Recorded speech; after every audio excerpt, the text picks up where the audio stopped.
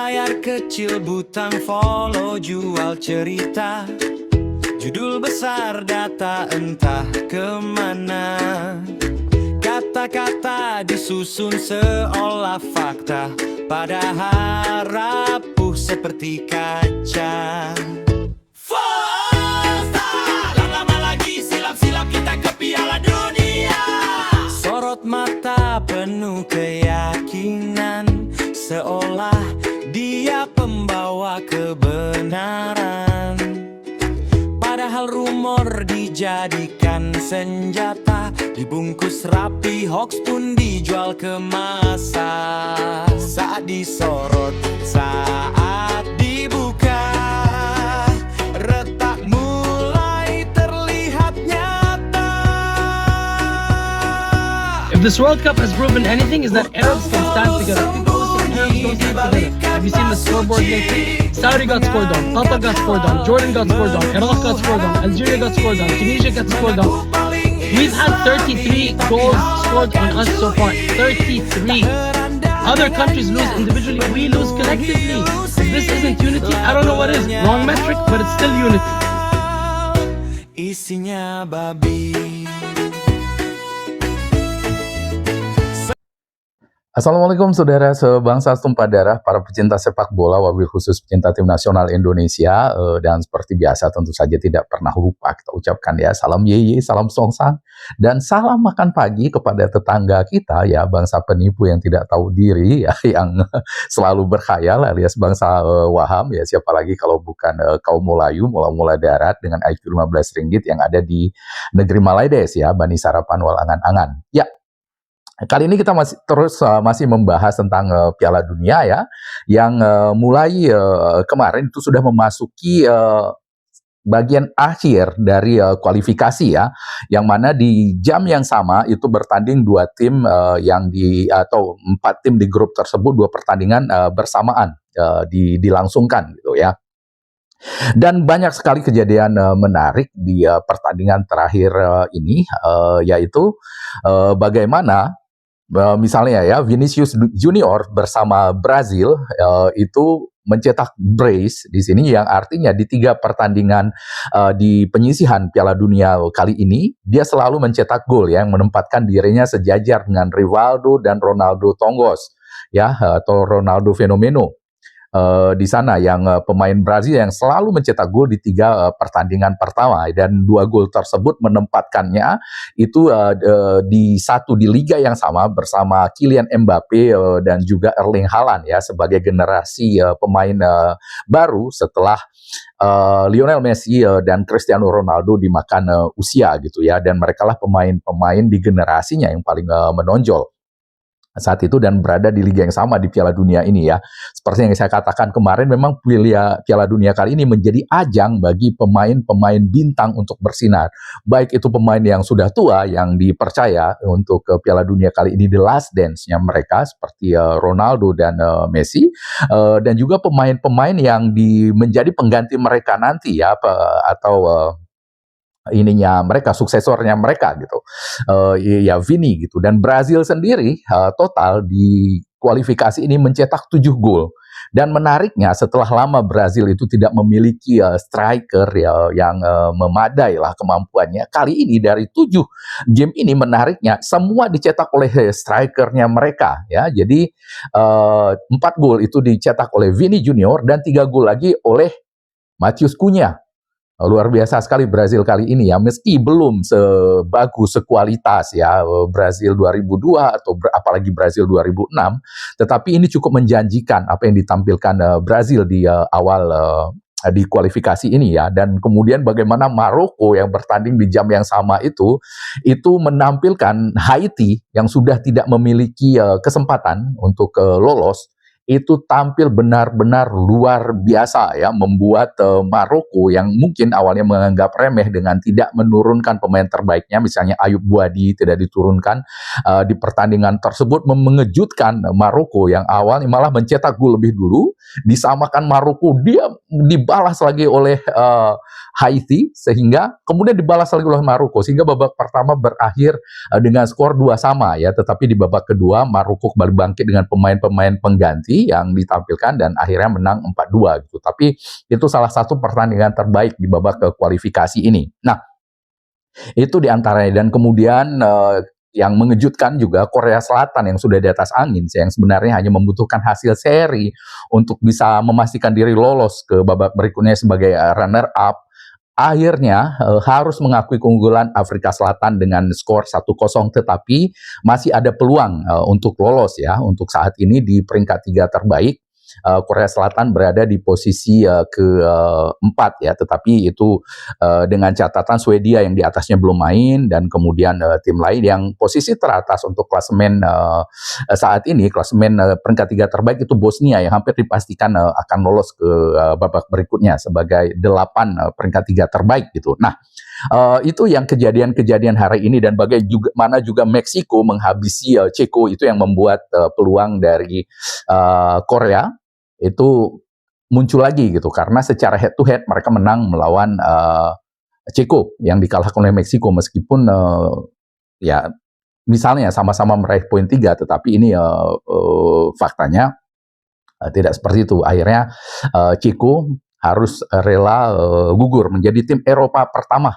yang gugur ya di babak ini, di babak kualifikasi ini gitu. Nah, kemudian ini yang paling menarik yang menjadi bahasan kita kali ini ya. Ini apa yang terjadi, anak emasnya AFC ya, juara Piala Asia beruntun 2 kali menjelang Piala Dunia, seperti Piala Dunia 2022 kotor. Kita bahas kotor. Piala Dunia 2022 yang mereka menjadi tuan rumah, itu mereka datang dengan status juara Asia 2019. Ya, dengan status juara dunia 2019, tampil di Piala Dunia memble tanpa memperoleh 1 poin pun gitu. Itu juga yang terjadi pada Piala Dunia 2026 ini. Ya, mereka tampil sebagai juara Asia, ya di atasnya Iran, di atasnya Korea gitu, di atasnya Jepang bahkan. Ya, mereka dengan keunggulan 3 gol tanpa balas yang semuanya diraih dengan penalti di final, itu betul-betul menjadi bulan-bulanan di Piala Dunia kali ini ya. Awalnya mereka itu cukup menjanjikan, terlihat berhasil menahan Swiss 1-1, tetapi ketika melawan tuan rumah Kanada, mereka betul-betul menjadi bulan-bulanan dengan skor 6 gol tanpa balas, dan lebih kacaunya lagi, lebih memalukannya lagi, pemain kotor ini itu mematahkan kaki dari pemain Kanada ya, pemain Kanada yang merupakan rekan setim dari JITZES di Sassuolo ya, Ibrahim Kone ya, sehingga harus menepi selama 5 bulan paling tidak untuk menyembuhkan kakinya tersebut gitu.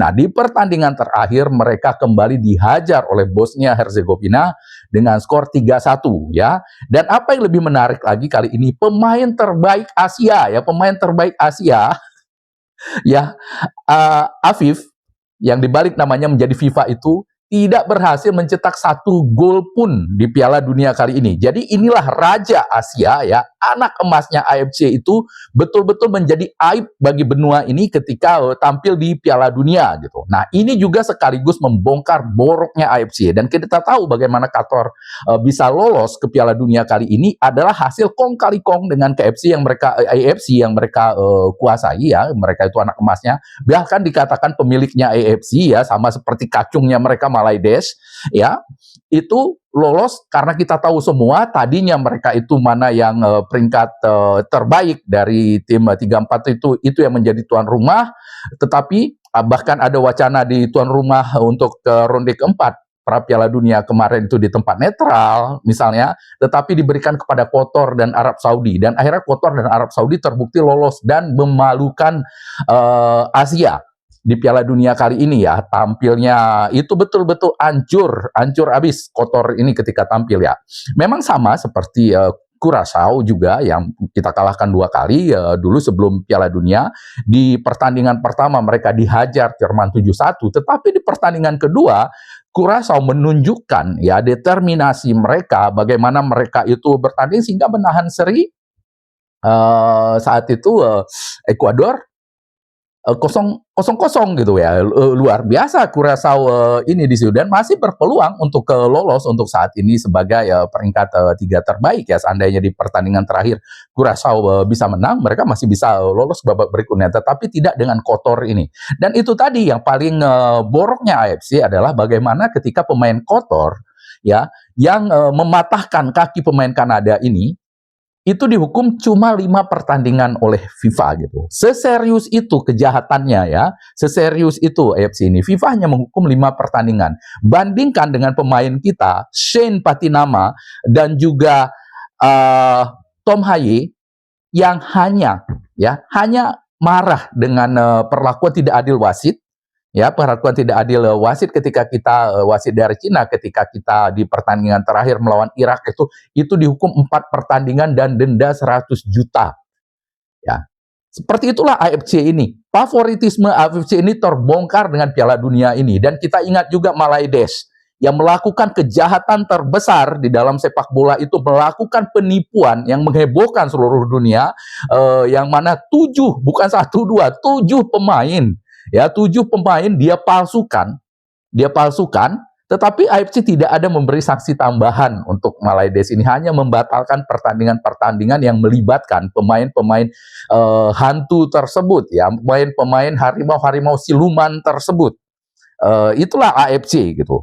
Dan Piala Dunia kali ini kita melihat inilah borok AFC ini terbongkar. Bagaimana 2 anak emas mereka yang mereka berikan keistimewaan ya untuk disetel lolos ke Piala Dunia kali ini gitu, itu tampil memalukan ya.